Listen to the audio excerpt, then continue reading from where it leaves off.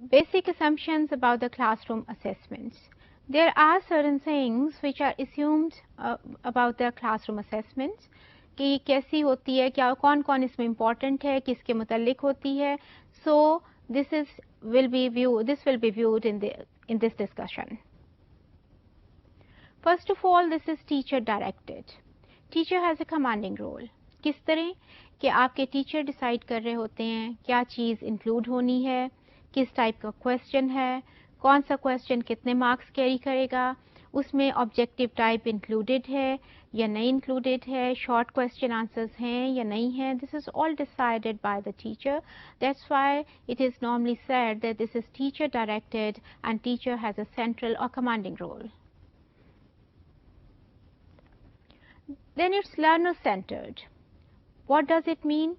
Learner की बड़ी बुनियादी हैसियत होती है because assessment is all about learner and learning.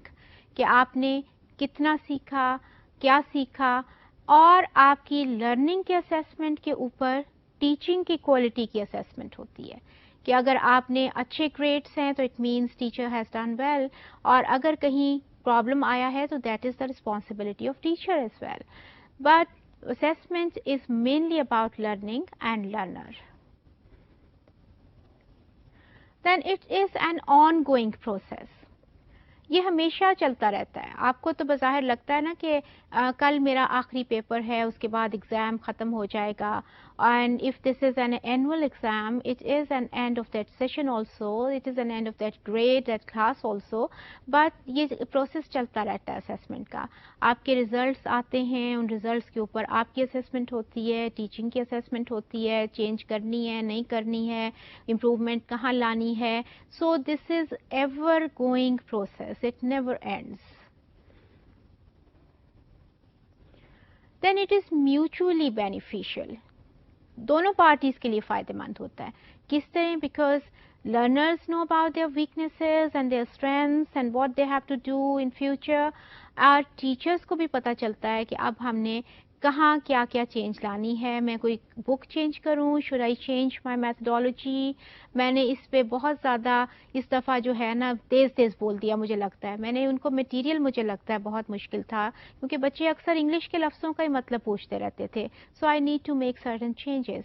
So it is beneficial for the students as well as for the teachers because both parties can make an improvement on the basis of some assessments. Then context specific. आपकी assessment आपकी circumstances के मुताबिक है. For instance, आप grade 10 में हैं, section A में हैं, और आपका कोई दोस्त उसी ग्रेड के सेक्शन बी में है. आपने अगर 10 चैप्टर्स कवर किए हैं उर्दू के तो आपकी असेसमेंट 10 चैप्टर्स पे आएगी. और अगर I am talking about the house exams, और अगर आपके दोस्त ने 9 चैप्टर्स कवर किए हैं तो जाहिर है कि उसके 9 चैप्टर्स में से वो होगी.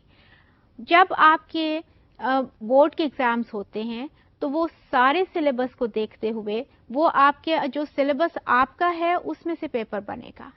ये नहीं होगा कि किसी दूसरे बोर्ड का उठा के वो पेपर बना दें सिलेबस. सो आपके हालात, आपके सर्कमस्टांसेस, आपकी जो भी हैं उसके मुताबिक होता है. This is known as the context.